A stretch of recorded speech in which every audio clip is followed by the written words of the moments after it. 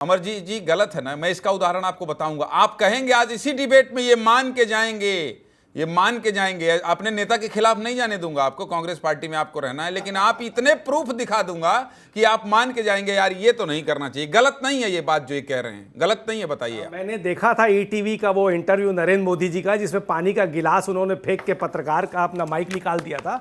मैंने करण थापर की भी बेइज्जती होती मोदी जी के द्वारा देखी थी। देखिए क्या होता है, बात यहाँ आरोप प्रत्यारोप की नहीं। हम आज भारतवासियों का ये है कि मेन बेरोजगारी पे बात हो, महंगाई पे बात हो, देश के जो ज्वलंत मुद्दे हैं उस पे बात हो। हमारा नैतिक दायित्व है इस देश को सही शिक्षा देना, स्वास्थ्य देना, भ्रष्टाचार को उजागर करना। हम क्या अपनी लाइन से भटक जाते, वायनाड जा रहे हैं कि आप रायबरेली जा रहे हैं, एक राजनेता कहीं से भी चुनाव लड़ता है, भैया तेरा एजेंडा थोड़ी है वो। एजेंडा तुम्हारा ये होना चाहिए कि चौथे स्तंभ को अपनी भूमिका ईमानदारी से निभानी चाहिए, और पत्रकार निभाता है बेचारा। लेकिन कुछ पत्रकार जो कमजोर दिल के होते हैं, कमजोर मानसिकता के होते हैं, वो अपने घरानों के माध्यम से, औद्योगिक घरानों के दबाव में आके पत्रकारिता का अवमूल्यन करते हैं, जिससे आपके और उचित शर्मा जैसे पत्रकारों को भी शर्मसार होना पड़ता है।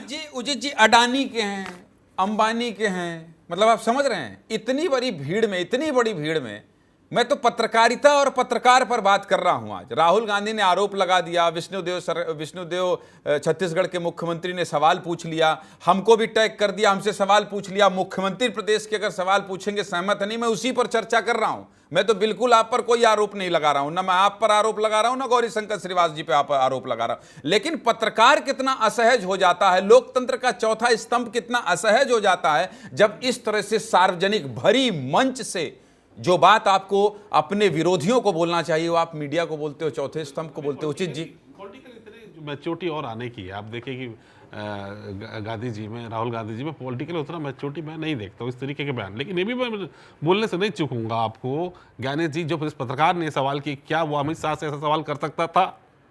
क्या वो देश के प्रधानमंत्री से ऐसा सवाल कर सकता था कि आप दो जगह चुनाव लड़ रहे? आपको इसको भी समझना होगा कि इस इनकी प्रेस कॉन्फ्रेंस में आदमी पत्रकार कंफर्ट शाह है प्रधानमंत्री मोदी, आप पर तानाशाही का आरोप लगता है। मैं उचित जी आप बड़े भाई हैं मेरे, मैं ये कह रहा हूं कि इसी लोकसभा चुनाव में, मैं आपसे कह रहा हूं इसी लोकसभा चुनाव में आप पर तानाशाही का आरोप लगता है, प्रधानमंत्री मोदी से पूछा गया है।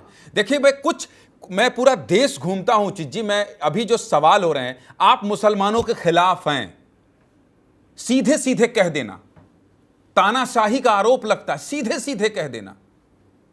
ऐसे सवाल होते हैं अनुज जी, ऐसे सवाल होते हैं। मैं बार बार ये कह रहा हूं, जिन लोगों का, ये बड़े पत्रकारों का नाम ले रहे हैं, मैं सबकी इज्जत करता हूं, उनके यूट्यूब में वो क्या नहीं कह रहे हैं, क्या नहीं कह रही, इस बात की चर्चा ही नहीं होती है। इस देश में मीडिया में चर्चा होती ही नहीं है। लोग कहते हैं ये हम पर आरोप लगा देगा, ये हम पर आरोप लगा देगा, इसलिए कोई लेफ्ट वाले, राइट वाले, तटस्थ वाले, मैं बार बार ये कहता हूं कि ना रीजनल ना नेशनल पत्रकार को इमोशनल होना चाहिए। उसे कोई भी परिस्थिति को देख के खुद फील करना चाहिए कि क्या ये मेरे लिए ठीक है, और जब आप इमोशनल होंगे तो आप तटस्थ हो जाएंगे, ना आप इधर जाएंगे ना आप इधर जाएंगे। बहुत सारी हमने रिपोर्ट की है और मैंने बहुत जंगलों के खाक छाने हैं, तब जाकर इस निष्कर्ष पर पहुंचा हूं। अनुज जी, मैं आपसे ये कह रहा हूं, बात पत्रकारिता की हो रही है, बात लौ के चौथे स्तंभ की हो रही है, और बात को पत्रकारिता को इस तरह से सार्वजनिक आरोप मढ़ देने की हो रही है, ब्लैकमेलर कह देने की हो रही है, और इस तरह से पैसे कमाने की हो रही है विज्ञापन के रूप में। अनुज शर्मा जी, देखिए, इस देश में ऐसे पत्रकार हुए जिनके एक लेख ने, एक खबर ने सुप्रीम कोर्ट का ध्यान आकर्षित किया है, संसद का ध्यान आकर्षित किया, और देश में आमूलचूल निर्णय लिए गए। ऐसे हमारे देश के पत्रकार हुए हैं। और अभी यह कह देना कि पत्रकार ब्लैकमेलर हैं, कंपनियों के लिए काम करते हैं, ये मुझे बिल्कुल अनुचित वक्तव्य लगता है उनका, राहुल जी का। और इसके पीछे मुझे जो बात समझ में आ रही, मैं बार बार कह रहा हूं, उनकी हताशा है। ऐसा नहीं कहा जाना चाहिए। और अब तो मीडियम ऐसा है कि कोई भी किसी भी बात को फोरम में रख सकता है। सोशल मीडिया का जमाना, इलेक्ट्रॉनिक मीडिया का जमाना है। अब कोई मोहताज नहीं है प्लेटफॉर्म के लिए, अपनी बात कहने के लिए। और जैसा कि आप कह रहे थे कि ऐसा कौन बड़ा आदमी जो ट्रोल नहीं होता है, जिसके पीछे लोग ना हो।